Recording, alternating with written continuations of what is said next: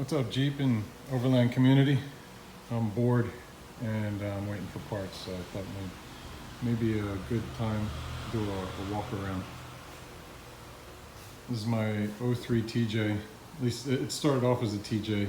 I was not happy with the amount of interior space and wheelbase, so I wound up cutting it in half and stretching it 15 inches. So it's from bumper to bumper, it's LJ length, LJ spec. It's got an LJ soft top and LJ rear corner armor and blah blah blah. But the wheelbase is actually longer than an LJ. I got a 108 inch wheelbase.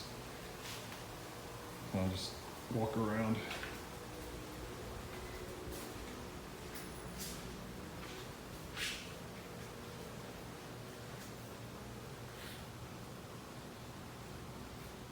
The details of my build are, you can find them on Jeep Forum. My handle's TJ, capital letter T dash JAY. My build is my surgical TJ-6 build.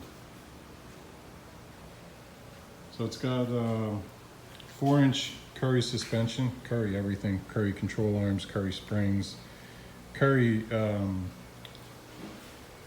correct link steering system, Curry anti-rock sway bar, everything Curry, Curry savvy I should say. It's got 4-inch Curry suspension with 2 1/4 inch savvy body lift, so I could get the transfer case and all that stuff up inside the frame rails, get better clearance. Right now it's on 35s, but I'll be on 37s hopefully next summer. I'm in the process of looking into axles. Right now I got a G2 44 in the back, which is stout enough for 37s. But up front, this Jeep came as all of them did, all the sports did, with a 30-35 combination, which is, less than adequate for even 35s. But the 30 on the front has held up all right with these. But the biggest issue is is gearing. You can't get bigger than 513 gears on the front axle when you have a 30. And with 35-inch tires, 513. I have 456 in here now, and it's kind of a dog on the highway when you hit those long shallow hills. And 513 isn't a big enough jump to justify the amount of money I'm going to spend on re-gearing. So I'm going to wait to get a 44 in front, and then I'm going to go to 538 gears. But so I got the winch is it's a come-along winch, a come-up winch. It's a local company here in Taiwan. It came with this really boring gray paint, which I got rid of. I sanded all the paint off, and it's a little bit too bright, and then just brushed the aluminum and clear coated it. That's kind of a theme for the Jeep. I grew up with antique cars, so I guess I like the bling. Sue me. A lot of guys in the Jeep world don't like it, but it's what I like, and it's my Jeep, so deal with it. It's got Gem-Rite hood vents, Gem-Rite mini boat sides. When I bought the boat sides, it was still a TJ, so these are TJ length.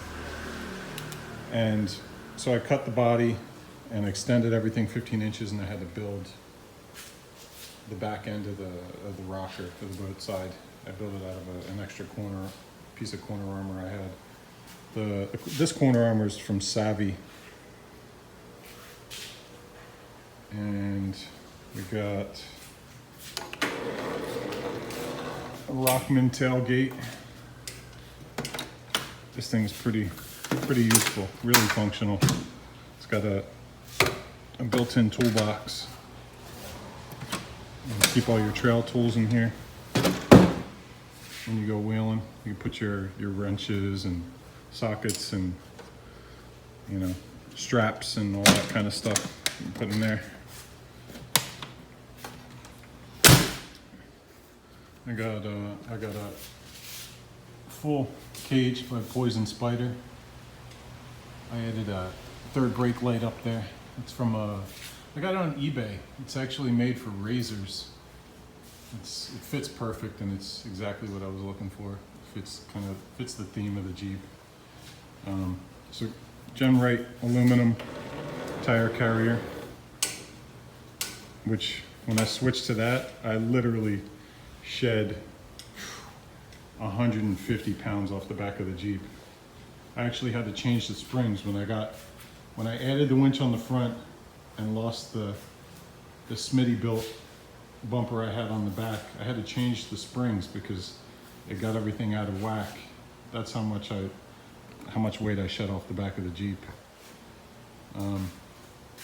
So I was saying this is referred to as a TJ-6 because what I did was I cut it right behind the door.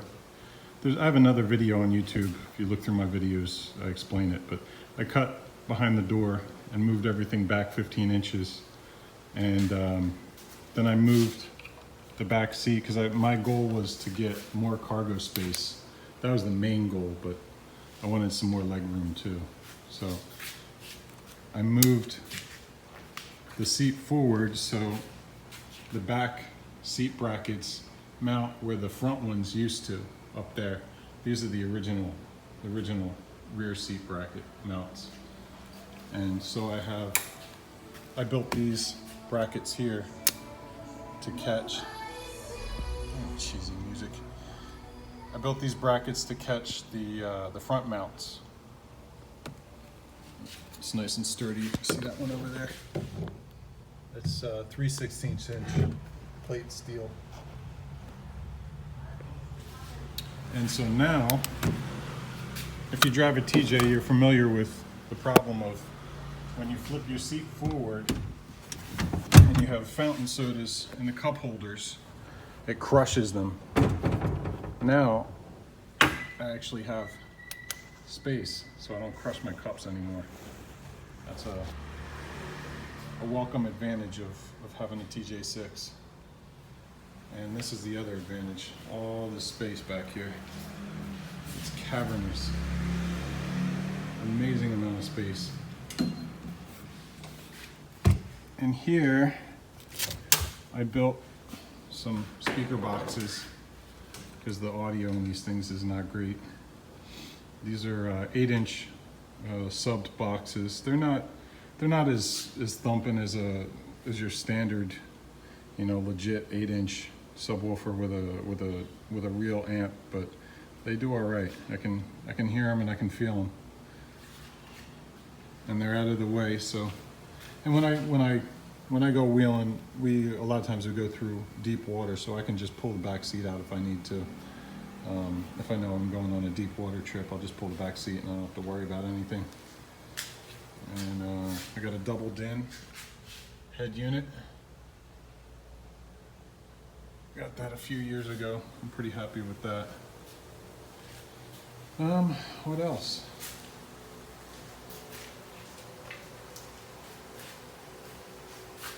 Can't think of anything else right now. Oh, yeah, my current project, actually. I'm building an overland rack with a rooftop tent. I'm building everything myself because the prices on that stuff is outrageous. These are actually LED light bar brackets from a company called HMF. These are really thick. They're like 3/16 inch plate steel. And so I'm using those. I'm building off of those. This is a temporary bracket. This is a mock-up bracket that I made. It's actually 16 gauge sheet metal. 18 gauge sheet metal that I spot welded together and then just, shaped it basically and bend it because I didn't have any plate steel at the time. But the idea is this will be about 3/8 inch plate steel, and this part where it curves over, this will be 3/16. But the 1/8 inch will go all the way up and weld into this bar here, and this bar will slide into the tube, which is right now made out of table legs that I had lying around from my office. And so I just chopped the table legs up and sleeved them and welded them together, and mocked up the rack to see how I liked it and where I wanted to route it, and you know, all the logistics. So when I have the final bar bent, a buddy of mine's going to bend it for me. It'll come down into these brackets back here that I designed in CAD. These are the original brackets that I got from GenRight. They were all right, but they're kind of a pain in the butt because there are 4 individual brackets, 1, 2, 3, 4, and whenever you take them off, for whatever reason, you have to realign them, and you got to tinker with them, and it's kind of a pain in the butt. So I combined all the brackets, so I just have 1 and 2. It's all one solid piece. And so where originally the bracket would be here, I just keyed them into this back plate here, and I used much thicker hardware. These are like 3/8 inch bolts. Originally, GenRight gives you, I think, 5/16 inch Allen head cap screws, which are not, you know, they're all right. They held up okay, but I kept stripping them, and they were kind of a pain in the butt. So this is like 1/4 inch plate steel. Right now, it's just tack welded together. It's going to go in for a final weld when I get when I get the bars bent and everything. But these are really hefty. With the thickness of this 1/4 inch plate steel plus 3/16 inch aluminum, and there's a bracket on the inside on this side too. The bracket bolts through the bracket here, and the bracket also cuts back and bolts through here and through here. So it's sturdy as all get out. If somebody rear ends me, I'm going to bend the tire carrier before I do any damage to the tub. But, so these couplers, the idea is I'll be able to undo these and just slide the rack off the back and drop, you know, 120 pounds probably when it's all said and done. Hopefully I can get it in lighter than that, but that's probably where I'm going to end up. I'm planning on using aluminum. These are just set in here right now temporarily, but planning on using aluminum cross rails to cut some of the weight down, because I figure the fold out tent that I'm going to make is going to weigh, you know, maybe 60, 70 pounds, maybe more up there. So I want to keep it as light as I can. But I don't know, that's where I'm at right now.